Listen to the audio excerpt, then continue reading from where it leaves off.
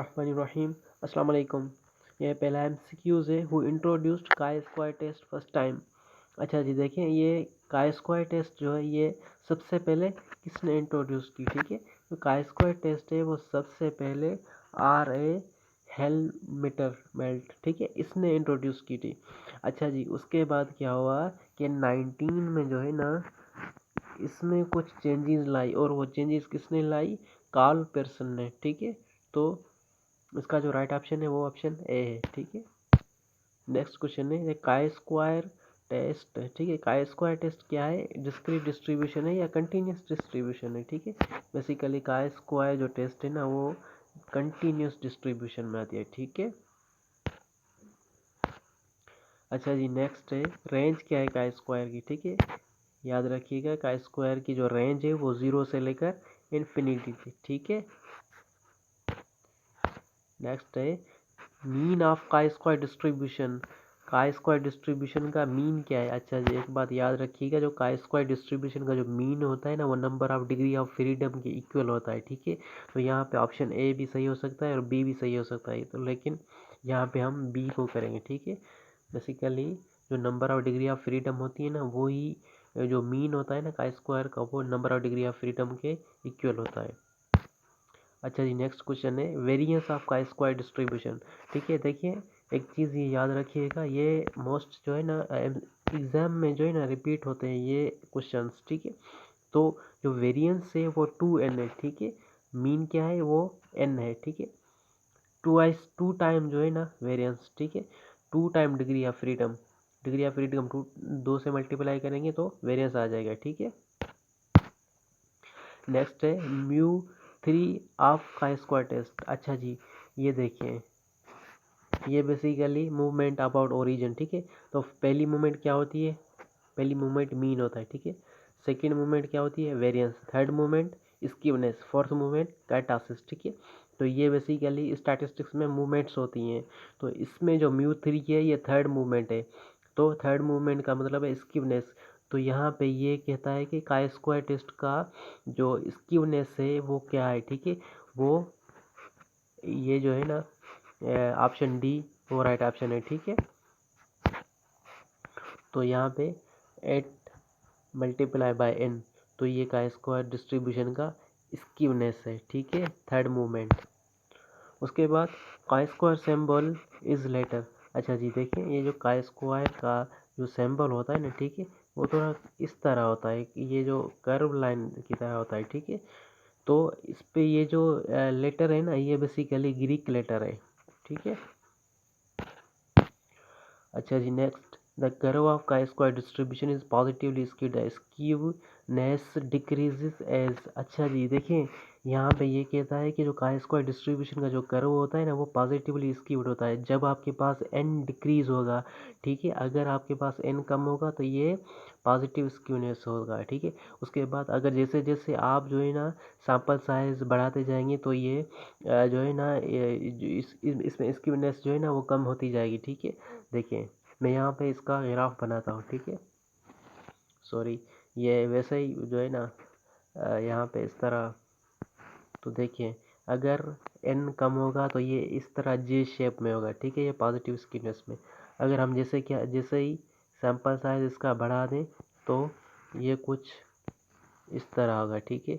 अगर मज़ीद sample size बढ़ा दें तो ये नॉर्मल डिस्ट्रीब्यूशन की तरह होगा, ठीक है। तो ये बेसिकली ग्राफ है, इसका मतलब है कि बेसिकली ये जो का स्क्वायर डिस्ट्रीब्यूशन होती है वो पॉजिटिवली स्क्यूड होती है, लेकिन कब होगी? जब n डिक्रीज होगा, ठीक है। जैसे ही n को हम इंक्रीज करते जाएंगे ये जो है ना इसमें स्क्यूनेस कम होती जाएगी और ये सिमेट्रिक होता जाएगा, ठीक है।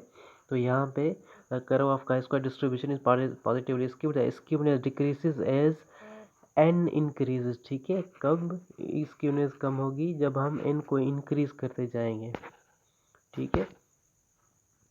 अच्छा जी, the chi square distribution tends to normal distribution as the number of degree of freedom approaches to infinity, ठीक है। जब number of degree of freedom infinity होगी ना तो ये chi square distribution normal distribution को जो है ना टेंड करेगी, ठीक है।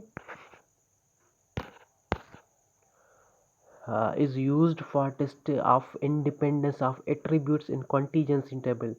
अच्छा जी, देखिए ये का स्क्वायर में क्या होता है, एक होता है टेस्ट ऑफ बेस्ट फिट और दूसरा होता है टेस्ट ऑफ इंडिपेंडेंस और थर्ड होता है टेस्ट ऑफ होमोजीनिटी। ठीक है, ये तीनों टेस्ट जो है ना ये का स्क्वायर टेस्ट में आते हैं। तो इसका जो राइट ऑप्शन है वो है जो है ना का स्क्वायर। ठीक है, ये टेस्ट ऑफ इंडिपेंडेंस क्या होता है, इसमें जो है ना दो एट्रीब्यूट्स होते हैं या दो क्वालिटेटिव वेरिएबल होते हैं, हम उनमें जो है ना डिपेंडेंसी चेक करते हैं। ठीक है, कंटीजेंसी टेबल में जो है ना ये बेसिकली 2A क्लासिफिकेशन या two more than 2A classification होती है, जिसमें दो वेरिएबल्स होते हैं, उनका हम इंडिपेंडेंट है या नहीं है, वो इंडिपेंडेंट है तो हम उनमें इंटरडिपेंडेंसी जो है ना वो चेक कर रहे होते हैं। ठीक है, तो इसके लिए का स्क्वायर टेस्ट होता है, टेस्ट ऑफ इंडिपेंडेंस वो यूज़ होता है। Confidence interval for the variance of a normal population involves. अच्छा जी, कॉन्फिडेंस इंटर वेरिएंस का जो कॉन्फिडेंस इंटर है वो नॉर्मल पॉपुलेशन में वो जो है ना किस में इन्वॉल्व होता है, वो बेसिकली का स्क्वायर में इन्वॉल्व होता है। ठीक है, equality of variance of two normal population is tested by. देखिए जो दो पॉपुलेशंस होती हैं उनमें एक वेरिएंस की इक्वलिटी है या नहीं है। ठीक है, ये भी जो है ना हमें का स्क्वायर टेस्ट से जो है ना हम टेस्ट कर सकते हैं। उसके बाद degree of freedom for a chi square test of independence with contingency table order 3/4। ये 3/4 का जो है ना कॉन्टीजेंसी टेबल है। ठीक है, जो इसमें डिग्री ऑफ फ्रीडम क्या होगी। अच्छा जी, तो कॉन्टीजेंसी टेबल में डिग्री ऑफ फ्रीडम ये होता है कि कॉलम -1। ठीक है, कॉलम -1 मल्टीप्लाई रो -1। ठीक है, रो -1, या इसको मैं इस तरह भी लिख सकता हूँ C-1 मल्टीप्लाई R-1। ठीक है, तो यहाँ पे देखिए ये 3/4 है। ठीक है, तो कॉलम कितने 3 और रोज़ कितनी है 4, तो मैं सिंपली क्या करूँगा 2 मल्टीप्लाई बाय 3 करूँगा। ठीक है, तो यहाँ पे जो 6 आंसर है वो सही ऑप्शन है। In chi square test of goodness of fit the degree of freedom of chi square statistics is n-r/-1। ठीक है, ऑप्शन ए है number of parameter estimated using the observation for the calculation of theoretical. Option B है number of observation used for the calculation of the theoretical frequencies. अच्छा जी, C option है number of classes of observations. तो इसका जो right option है वो option C है। ठीक है,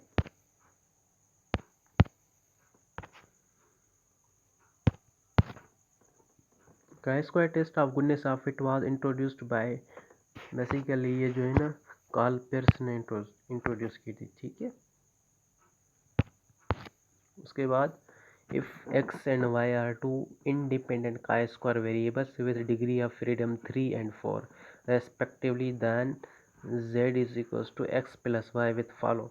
अच्छा जी, तो ये बेसिकली जो है ना का स्क्वायर टेस्ट की प्रॉपर्टीज भी है। ठीक है, तो इसमें क्या होता है कि हमारे पास बेसिकली 2 इंडिपेंडेंट वेरिएबल होते हैं। ठीक है, और उनकी डिग्री ऑफ फ्रीडम होती है। तो यहाँ पे x जो है ना हम फर्ज करेंगे कि x 3 है और y हमारे पास क्या है 4। तो हम 4 और 3 को प्लस करेंगे तो हमारे पास कितना आंसर आएगा का square with 7 degree of freedom. तो यहाँ पे 7 डिग्री ऑफ फ्रीडम है, तो यहाँ पे मीन भी क्या होगा, ऑब्वियसली मीन भी 7 ही होगा। ठीक है, और वेरिएंस क्या होगा, मैंने बताया था कि 2n। ठीक है, ये क्या है, ये वेरिएंस का फार्मूला है। तो सिंपली 7 को हम 2 से मल्टीप्लाई करेंगे तो 14 हमारे पास वेरिएंस भी आ जाएगा।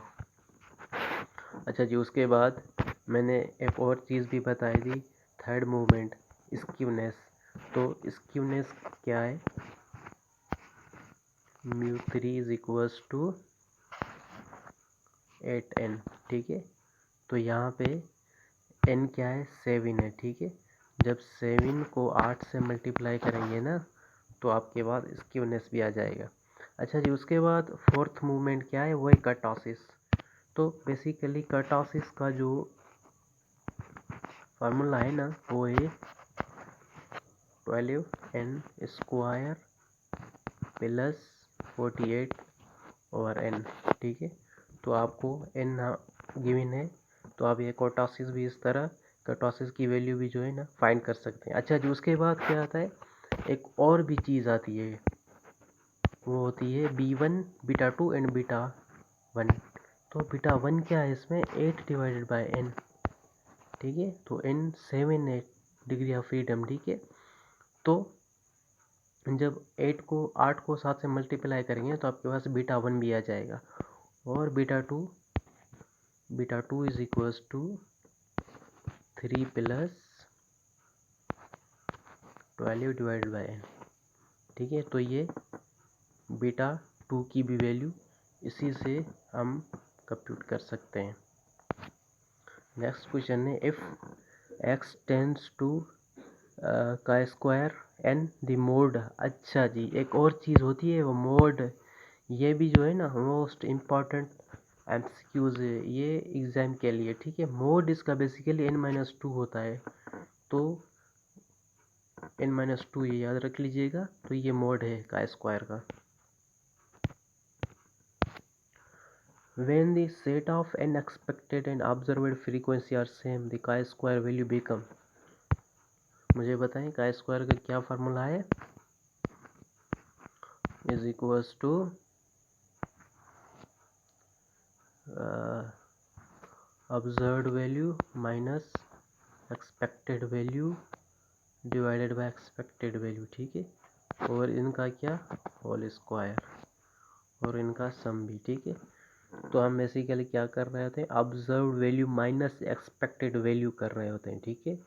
तो यहाँ पे अगर एक्सपेक्टेड वैल्यू और ऑब्जर्व्ड जो फ्रीक्वेंसीज हैं, ठीक है, अगर वो सेम आ जाए तो chi² की वैल्यू क्या होगी, तो ऑब्वियसली chi² की वैल्यू क्या होगी उस टाइम 0 होगी, ठीक है।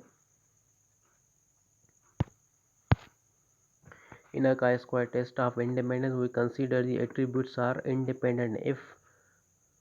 अच्छा जी, देखिए जब आपके पास कैलकुलेटेड वैल्यू होती है और दूसरी टेबुलेटेड वैल्यू, अगर आपकी calculated value chi² calculated value, ठीक है, अगर वो greater than or equal to आ जाए chi² की टेबुलेटेड वैल्यू से, ठीक है, टेबुलेटेड वैल्यू, तो आप क्या कंक्लूजन करेंगे कि नल हाइपोथेसिस रिजेक्ट हो रहा है, ठीक है। अब यही कंक्लूजन करते हैं ना, कैलकुलेटेड वैल्यू जब आपकी टेबुलेटेड वैल्यू से बड़ी आ जाएगी तो आप नल हाइपोथेसिस को रिजेक्ट करते हैं। तो यहाँ पे यही बात कह रहा है कि in chi² test of independent we consider the attributes are independent. अच्छा जी, पहले तो मैं इनके आपको हाइपोथेसिस बताऊँ ना कैसे सेट होंगे, ठीक है।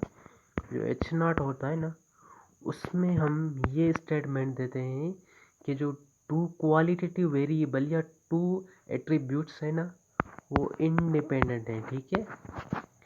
इंडिपेंडेंट का मतलब है उनमें कोई एसोसिएशन नहीं है, या हम ये भी कहते हैं कि 2 वेरिएबल्स हैव नो एसोसिएशन, ठीक है।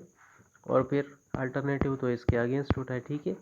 2 एट्रीब्यूट्स आर या 2 क्वालिटेटिव वेरिएबल्स आर डिपेंडेंट, या there is association between 2 variables, ठीक है। तो यहाँ पे कंक्लूजन क्या करेंगे, ऑप्शन ए है the calculated chi² value is equal to the table, sorry ये तो सेंस ही नहीं हो रहा, the calculated chi² value is greater than table chi² value. देखिए जब यहाँ पे chi² in chi² test of independence we consider the attributes are independent, ठीक है। इंडिपेंडेंट कब होंगे, जब chi² की जो है ना वैल्यू वो लेस देन टेबुलेटेड वैल्यू हो, ठीक है। तो जब chi² की calculated value less than tabulated value होगी तो नल हाइपोथेसिस एक्सेप्ट होगा। ऑब्वियसली हम नल हाइपोथेसिस में ही तो कहते हैं एट्रीब्यूट्स आर इंडिपेंडेंट, ठीक है। तो यहाँ पे जो ऑप्शन सी है वो राइट ऑप्शन है। chi² टेस्ट इज, अच्छा जी, ये आपके लिए MCQs है, ठीक है। ये आपके लिए MCQs जो है ना ये होमवर्क है आपके लिए, ठीक है। तो इसका आप कमेंट सेक्शन में आंसर बताएंगे, ठीक है। थैंक यू, अल्लाह हाफिज़।